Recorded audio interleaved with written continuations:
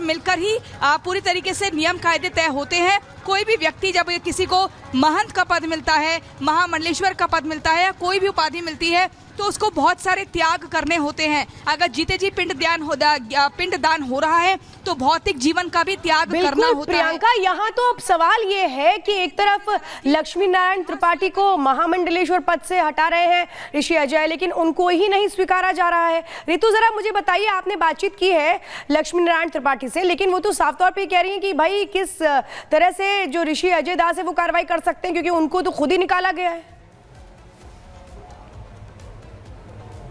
बिल्कुल, जिस तरीके से आपने कहा, और लक्ष्मी नारायण त्रिपाठी जो कि आचार्य महामंडलेश्वर पद पर आसीन है किन्नर अखाड़ा के, उन्होंने सीधे सीधे खारिज कर दिया है कि आखिर होते कौन है ऋषि अजय दास इस फैसले को लेने वाले, क्योंकि उन्हें तो पहले से ही निकाल दिया गया है। 2016 समय उन्होंने बताया रिपब्लिक भारत को कि उन्हें वहां से निष्कासित कर दिया गया था। बड़े आरोप लगाए उन पर और सीधे सीधे कह दिया है कि we will fight in court, और ये बात उन्होंने कहा है बाकायदे उस लेटर हेड को दिखाते हुए जो कि सिर्फ और सिर्फ रिपब्लिक भारत के पास है। उस लेटर हेड का जिक्र उन्होंने किया कि ये वो लेटर हेड है, ऑफिशियल लेटर हेड है, इस पर कोई भी जानकारी जो है वो किन्नर अखाड़े की दी जाती है। तो आखिर ऋषि अजय दास ने किसी भी फर्जी लेटर हेड पर जानकारी दी और ये कहा कि महामंडलेश्वर पद से ममता कुलकर्णी को हटा दिया गया है, जबकि वो तो अभी भी महामंडलेश्वर है और लक्ष्मी नारायण त्रिपाठी आचार्य महामंडलेश्वर है, क्योंकि ऋषि अजय दास को 2016 में ही निष्कासित कर दिया गया था उनके पद से और वो लंबे समय से इस किन्नर अखाड़े से जुड़े। बिल्कुल, और सवाल यही है कि आखिर कौन इसमें जो अपने दावेदारी मजबूत कर रहा है,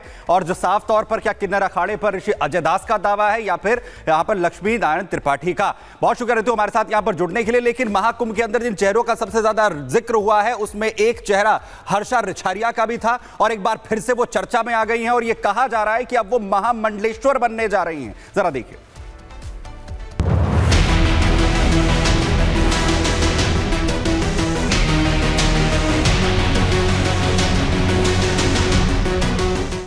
मैं बनूंगी या नहीं इसके बारे में अभी कुछ नहीं कहना नहीं है, लेकिन अभी बनी नहीं हूँ। मैं साध्वी नहीं हूँ कहने वाली हर्षा रिछारिया क्या संन्यास लेने वाली है? कि अब संत दीक्षा लेकर महामंडलेश्वर बनेंगे हर्षा रिछारिया? क्या ग्लैमर की दुनिया को पूरी तरह से छोड़ आध्यात्म के आंगन में कदम रखने वाली है हर्षा रिछारिया? नमः पार्वती पते हर हर महादेव शंभू। महाकुंभ में निरंजनी अखाड़े की शोभा यात्रा में नजर आई हर्षा एकाएक सोशल मीडिया पर छा गई थी, जिनके इस बयान ने तो मानो हड़कंप ही मचा दिया था कि अब वे आध्यात्मिक यात्रा पर हैं। मगर अब एक बार फिर हर्षा के नए बयान की चर्चा तेज हो गई। मुझे कोई पछतावा नहीं है, मुझे कोई कष्ट नहीं है, मैं बहुत खुश हूँ, बहुत ज्यादा खुश हूँ।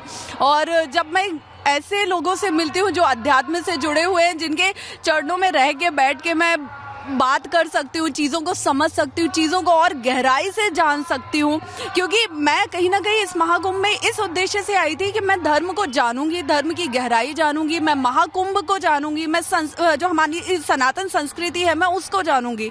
तो मुझे जहाँ भी मौका दिख रहा है उसको जानने का मैं जान रही हूँ और मैं उसमें बहुत आनंदित हूँ। तो सुना आपने, मध्य प्रदेश के बुंदेलखंड की हर्षा अब सनातन की संदेश वाहक बन अध्यात्म की अलख जगाने वाली हैं, जो शिव भक्ति में लीन हो सनातन का संदेश देते देते अब आध्यात्म के रंग में पूरी तरह से रंग गई और कह रही हैं कि महाकुंभ से बहुत कुछ सीखा है। तो मुझे कंफर्ट जोन का बिल्कुल भी नहीं पड़ा है और ना ही मैं चाहती हूँ कि मैं महामंडलेश्वर बनूं। सीधी सी बात है, क्योंकि मुझे किसी बाउंड्री में रह के लोगों के बीच नहीं जाना है, मुझे लोगों से जुड़ के लोगों के बीच रह के काम करना है। जैसा मैं बार बार बोल रही हूँ कि मुझे धर्म से जुड़ के धर्म के लिए काम करना है। मुझे महाकुंभ की दिव्यता, भव्यता और व्यवस्थाओं से हर्षा बेहद खुश नजर आ रही हैं, जो सीएम योगी की भी जमकर तारीफ करती दिखाई दी। जो भीड़ आ रही है ना प्रयागराज के अंदर, वो करोड़ों की संख्या में है। यहाँ पे जो व्यवस्थाएं हैं जो लोग हैं व्यवस्था में वो हजारों लाखों की संख्या में हैं। अब लाखों की संख्या में जो लोग हैं वो करोड़ों की संख्या को नहीं संभाल सकते। तो उसमें क्या सामंजस्य होना चाहिए कि हम जो आ रहे हैं ना, हम जैसे श्रद्धालु, हमें भी कहीं ना कहीं उस व्यवस्था में सहयोग देना होगा। अगर हम जैसे लोग बैरिकेड्स तोड़ेंगे, कहीं भी पुलिस को मारेंगे, गाड़ियां तोड़ेंगे, तो प्रशासन शासन किस हद तक व्यवस्था बना के रखेगा और कैसे बना के रखेगा जब हम खुद ही सहयोग करने को तैयार नहीं है। जिस दौर में युवा भटक कर ग्लैमर को गले लगा रखे हैं, माथे पर तिलक और हाथ में कलावे से मोह छुड़ा रखे हैं, उस दौर में क्या हर्षा सनातन की रक्षा के लिए संन्यास ले रखी है? क्या महामंडलेश्वर बनने जा रही हैं हर्षा रिछारिया? जब धर्म से जुड़ने की बात आएगी तो मैं कहीं ना कहीं एक अबोध बालक हूँ। तो आज मैं महाकुंभ में रह के ना बहुत अच्छे से चीजों को जान पा रही हूँ। मुझे लगता है कि ये मेरी जिंदगी का बहुत सौभाग्यशाली मौका है, अवसर है, जो मुझे दोबारा कभी नहीं मिल पाएगा। अब इसमें कोई दो राय नहीं कि सबसे बड़े आध्यात्मिक आयोजन में पहुंचते ही सुर्खियां बटोरने वाली हर्षा बेहद खुश हैं, जिन्हें अपने सनातनी अवतार ने सफलता के 7वें आसमान पर पहुंचा दिया। Bureau report, Republic Bharat. वहीं महाकुंभ में पहुंचे आईटी बाबा सनातन बोर्ड की वकालत करते हुए नजर आ रहे हैं। उनकी ओर से ये कहना है कि पूरा विश्व सनातनी बनेगा। सुनिए।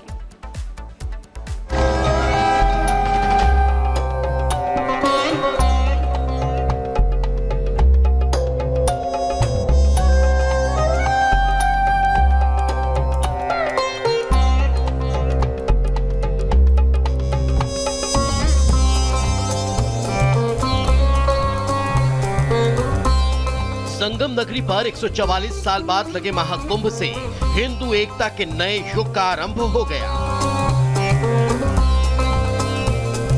शुरू हो गया संगम नगरी के दिव्य और भव्य द्वार से नई शक्ति के संचार का युग।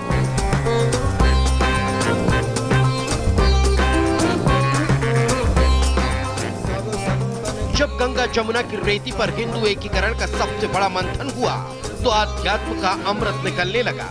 जय जय सीताराम नमः पार्वती पतये हर हर महादेव। इसी आध्यात्मिक अमृत को सहेजने और धर्म रक्षा को सुनिश्चित करने 27 जनवरी को संगम नगरी में धर्म संसद का आयोजन हुआ, जिसमें प्रत्येक सनातनी ने पुरजोर तरीके से सनातन बोर्ड की मांग की, जिसमें अब आईआईटी बाबा भी पीछे नहीं हैं। उन्होंने भी सनातन बोर्ड का समर्थन करते हुए इसके लिए उठने वाली मांग में अपने स्वर मिला दिए, जिसमें धर्म संसद के दौरान सनातनी रक्षकों ने हुंकार भर सनातन बोर्ड की दरकार की थी, जिसके जरिए सनातन बोर्ड बनाने पर जोर, कृष्ण जन्मभूमि में भव्य मंदिर निर्माण, मंदिरों में पूजा प्रसाद की व्यवस्था, सरकारी नियंत्रण में मंदिरों की मुक्ति, बड़े मंदिरों में बने गुरुकुल गौशाला, धर्मांतरण पर रोक के लिए काम, सनातन विरोधी फिल्मों पर रोक आदि को लेकर चर्चा की, जिसका समर्थन करने के साथ साथ